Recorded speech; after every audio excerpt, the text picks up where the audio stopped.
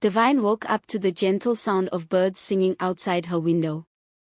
The morning sun slipped through the small curtains in her cozy room, painting her walls with golden light. She stretched and smiled, feeling safe and happy in her little home. Her father was already outside in the farm, and she could hear her mother's voice in the kitchen, singing softly as she prepared breakfast. Their house wasn't big, but it was filled with love, laughter, and peace. Her father was a farmer, hardworking and strong. Every day he went to the fields with his hoe, planting maize, cassava, and yams. Though he didn't make much money, he always made sure there was food on the table. Her mother sold peppers in the village market, carrying baskets on her head and calling out to customers with her cheerful voice. Together, they made life simple but sweet. Divine was their only child, and they loved her deeply. They called her their little star, the bright light of their home. She was beautiful, with clear brown eyes and a gentle smile that could soften anyone's heart. Her parents gave her all they could, even if it meant going without things themselves. When she wanted to go to school, they worked extra hard to pay her fees, never complaining about the struggles. At the village school, Divine was quiet but brilliant. She loved reading books and learning new things. She would sit under the mango tree after class, practicing her writing and dreaming of a bright future. Her teachers noticed her sharp mind and praised her often, telling her she would go far. Divine grew up with all the love a child could ever dream of. Being the only child of her parents, they poured their hearts into her. Her father would return from the farm with fruits hidden behind his back, pretending he had nothing, only to surprise her with a juicy orange or a handful of mangoes. Her mother would braid her hair in the evenings, telling her stories about life, reminding her that she was destined for greatness. Their little home was not filled with riches, but with something far more precious: love, laughter, and peace. After completing her secondary school, Divine stayed home to help her mother at the market. She carried baskets of pepper, called out to customers, and smiled brightly at strangers who stopped by. Though it was tiring, she found joy in standing beside her mother, learning strength and patience. But deep inside, she longed for something more. She dreamt of sitting in lecture halls, studying big books, and becoming someone important. Years passed, and finally, her dream became real. She received admission into a university her parents could afford. They sold more, worked harder, and even borrowed a little to make sure she could start. Her first day on campus felt like stepping into a new world. Tall buildings surrounded her, students hurried around with books and bags, and the air buzzed with energy. She made friends, bright and lively course mates who laughed, studied, and struggled together. Divine worked hard. She studied late into the night, her small lamp glowing as she flipped through pages. Sometimes she skipped outings with friends, choosing instead to stay back and focus. Her hard work paid off, and by the time she completed her studies, she graduated in flying colors. Her parents cried tears of pride at her convocation, clapping as their little girl walked across the stage in her gown. But the joy of graduation soon gave way to a new reality. Divine returned home, certificate in hand, and began searching for a job. Days turned into weeks, and weeks into months. Finally, she got one, but the pay was so little that it barely covered her transport and food. Despite her good grades, the world outside school was harder than she ever imagined. She sat many nights staring at the ceiling, wondering if all her struggles had been in vain. Yet something inside her refused to give up. She knew her story was not meant to end with disappointment. Something bigger was waiting, even if she couldn't see it yet. Divine was walking home one hot afternoon after attending yet another job interview that didn't go the way she hoped. Her mind was heavy with thoughts of rejection and worry. Just as she was about to cross the street, she heard someone call her name. Divine. She turned, surprised, and her eyes widened. Standing in front of her was Juliet, her old course mate from university. Divine almost didn't recognize her. Juliet had changed so much, her skin glowed, her hair was styled beautifully, and she wore a fine designer dress that looked like something only rich people could afford. Even her handbag looked costly. And the car parked beside her, a shiny black SUV, was nothing like the old Juliet she once knew. "Juliet?" Divine said in shock, but then a wide smile spread across her face. They both screamed and hugged tightly, laughing and looking at each other with disbelief. It felt like meeting a long-lost sister. "You look so good," Divine said with genuine excitement, admiring Juliet's outfit. Juliet smiled proudly, adjusting her handbag. "Oh, Divine, it has been so long. Look at you. You've not changed much, still beautiful as always." Though Juliet now looked richer and more expensive, Divine's heart held no envy. She was happy to see her old friend doing well. They exchanged contacts, promised to keep in touch, and after a few more cheerful words, they went their separate ways. But when Divine got home, her mind refused to rest. She lay on her bed, staring at the ceiling fan as it turned slowly, her thoughts circling like the blades. Juliet, dull, quiet Juliet who always struggled with assignments back in school, now driving an expensive car and dressing like a queen. Divine couldn't understand it. How could Juliet, who barely passed in school, be living this kind of life while she, who graduated with flying colors, was still struggling? The night dragged on. Questions filled her heart, and her room felt heavier with every passing hour. Sleep refused to come, but eventually, tiredness pulled her eyes shut.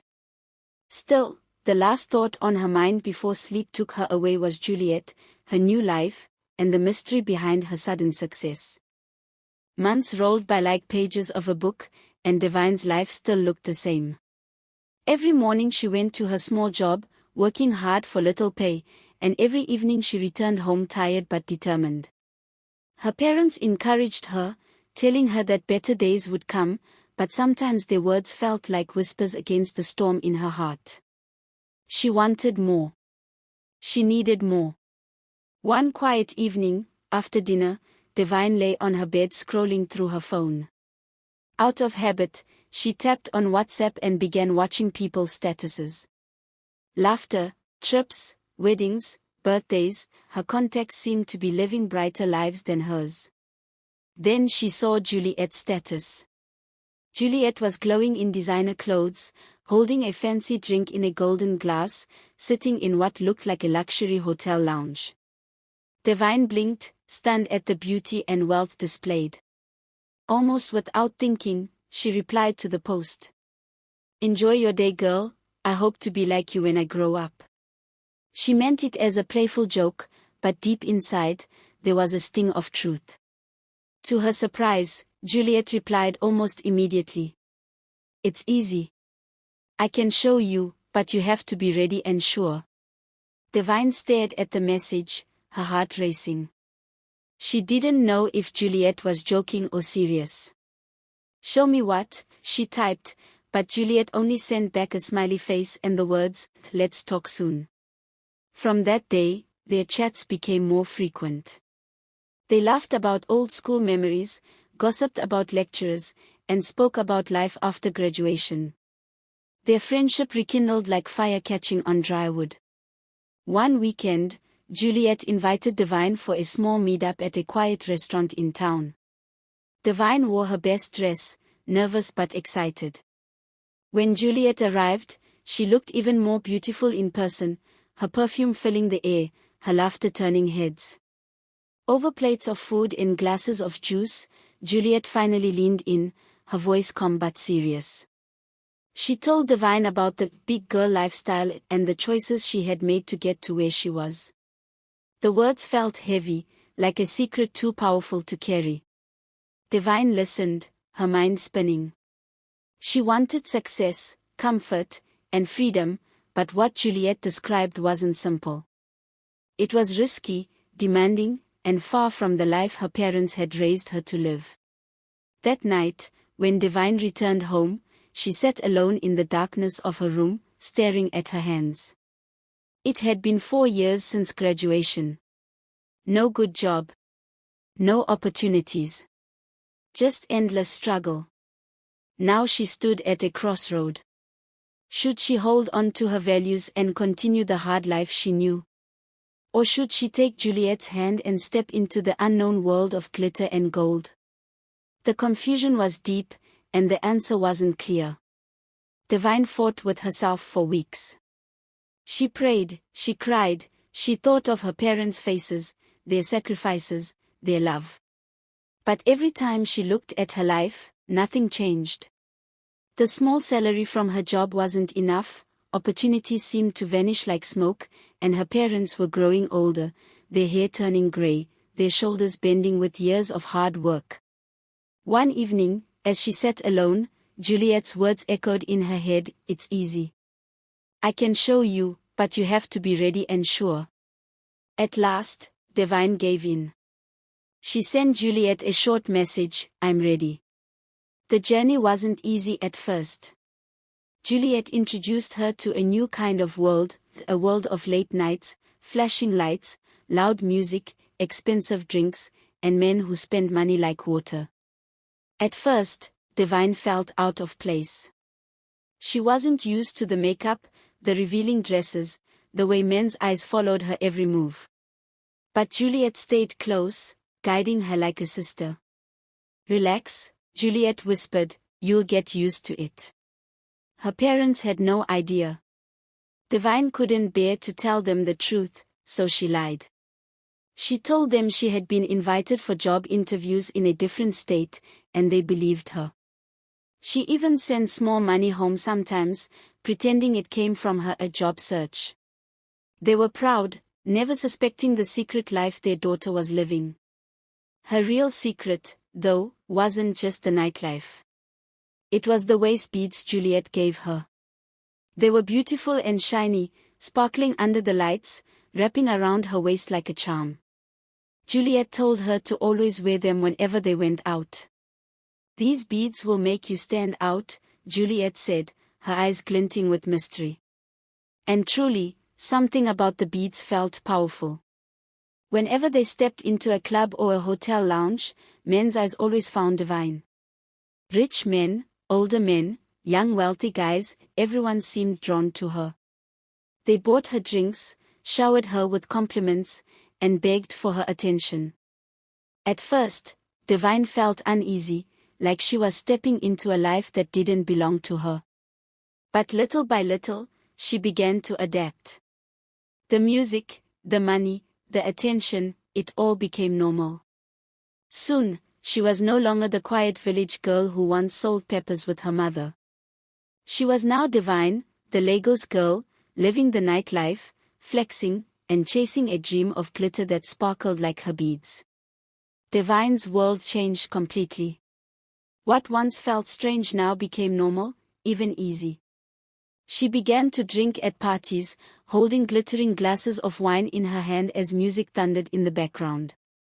She laughed louder, danced harder, and stayed out later than she ever thought she could. Many nights, she didn't return home at all. Instead, she slept in the houses of men who admired her, men who were willing to pay anything just to have her by their side for a night. At first, the money shocked her. Thick bundles of cash, expensive gifts, jewelry, and even new clothes, things she had once only dreamed of, now lay in her hands. The men she met never seemed to tire of her. Each one was drawn in, almost helpless, as though something deeper than beauty held them close. That something was her waist beads. Every time Divine wore them, she noticed the same thing. The men she was with would stare into her eyes longer, touch her more desperately, and cling to her as if they could not let go. Some even begged to see her again the very next day. Juliet's words echoed in her mind, "These beads will make you stand out." Now Divine understood. The beads didn't just shine, they carried a strange power. A charm that tied men to her, entangled them in desire, and made them spend without thinking twice. And with that power, she felt more relaxed, more confident, more untouchable. Soon, Divine began sending money home to her parents. She told them she had gotten a big job in the city. Her mother's voice on the phone was full of pride, her father's tone soft with relief. "Our daughter is making it," they said. "She is becoming somebody great." Divine's heart ached at the lies, but the comfort of money made the guilt easier to carry. Meanwhile, her own life transformed. She moved into a finer apartment, filled her wardrobe with new clothes, and walked the streets of Lagos like a queen. She was no longer the poor farmer's daughter, she was a big girl now, living fast, living loud, and living with a secret that no one in her family could ever know. No matter where Divine went, men always followed. It was as if her very presence pulled them in, like moths chasing a flame. At the clubs, their eyes searched for her the moment she walked through the doors. At fancy restaurants, heads turned when she passed, her perfume leaving a trail that made men restless. Even on the streets, she could feel their gazes, as though invisible hands reached for her. And she was never without company. Men with money, businessmen, politicians, and rich married men flocked around her, eager to win her attention. Some were bold, others quiet, but all of them had the same hunger in their eyes. They wanted her. They needed her. Soon, Divine began to see something strange. Many of these men were married, with wives waiting at home, yet they abandoned everything just to chase her. They lied to their families, emptied their pockets, and sacrificed their respect just to spend one night with her. Some of them spent recklessly, throwing away their last earnings on her, as though nothing else in the world mattered. At first, it surprised her. She wondered how men who looked so powerful in public could suddenly become so weak in private. But after a while, it no longer shocked her. She accepted it, even welcomed it. She told herself it was not her problem. If they chose to destroy themselves, that was their business. She had her own dreams, and her dream was money. Money became her heartbeat. Every gift, every bundle of cash, every wire transfer filled her with pride. She told herself she was building a better life, creating a future, and escaping the poverty she had once known. The voices of guilt, about the families she was tearing apart, grew smaller and smaller until she no longer heard them. She didn't care if the men were married. She didn't care if they spent their last coin. She didn't care about their tears, their begging, their ruined homes. Divine cared only about herself, her new lifestyle, and the shining beads that seemed to promise her the world. Success always came with shadows, and Divine soon realized hers had a name, Juliet. Juliet had been the one who first showed her the way, the one who gave her the waist beads, the one who whispered secrets in her ear. But as time passed, things changed. At clubs, hotels, and lounges, Divine became the star of the night. Men who once fought for Juliet's attention now ran after Divine, throwing money at her feet and begging for her time. At first, Juliet hid her feelings behind fake smiles. But deep inside, jealousy burned like fire. She hated the way men ignored her now, hated how Divine seemed to glow brighter than anyone else in the room. The friendship that once felt strong began to crack, and soon, it broke completely. One hot evening, after a night out, they got into an argument. At first, it was small, just a disagreement over money. But words turned into shouts, and shouts turned into a scene. People gathered, curious, their eyes wide as the two young women stood face to face in the middle of the street. And then Juliet snapped. "You think you're better than me?" she screamed, her voice shaking with rage. "Tell them, Divine. Tell them how you've been using charms on men. Tell them about your waist beads, the same beads you used to trap men and collect their money." The crowd gasped. All eyes turned to Divine. Some people murmured, others pointed. Shock and judgment filled the air. Divine froze, her face pale, her heart pounding like a drum. She had never felt so exposed, so betrayed. Tears burned her eyes as Juliet's words cut through her soul like knives. Her trembling hand went to her waist. She pulled at the beads, the glittering charms that had been both her power and her prison. With one sharp tug, she ripped them off. For a moment, the beads sparkled in the streetlights, beautiful and deadly. Then Divine threw them to the ground and crushed them beneath her heel. The crowd gasped again. Juliet stared, speechless. Divine's tears finally spilled, running down her cheeks as she whispered, almost to herself, "I don't need this anymore." Then she turned and walked away, her steps heavy, her chest aching, her heart torn between shame and freedom. That night, for the first time in a long time, Divine felt truly alone. Soon, months later, she finally decided to start afresh. With the money she had saved up, she opened a small boutique where she sold female and kids' wares. It wasn't the biggest shop in town, but it was neat, colorful, and full of hope. For the first time in a long while, she felt like she was building something with her own hands. She also moved into a cheaper house, one she could afford without depending on anyone. The house wasn't luxurious, but it was peaceful. Out of love and guilt, she brought her parents to live with her. They didn't ask questions about her sudden wealth or the things she had been through. They were just happy to be with their daughter again, living under one roof. But for her, it felt like starting all over in life. Every day was a new struggle. She would wake up early, arrange her boutique, and wait for customers. Sometimes sales were good, sometimes bad. Unlike before, there was no charm, no shortcuts, no men throwing money at her. It was just her, her sweat, and her prayers. Each night, as she sat quietly in her room, she thought of how fast life had changed. Once, people rushed to be around her, throwing money like water. Now she had to hustle for every little coin. But deep inside, she knew this was better.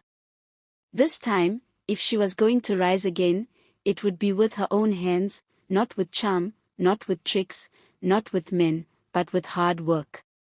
Yet, she could not deny it, life felt empty without the fast money. The boutique was steady, but slow. And in her quiet moments, a small voice inside whispered, "Will you really survive without going back to your old ways?"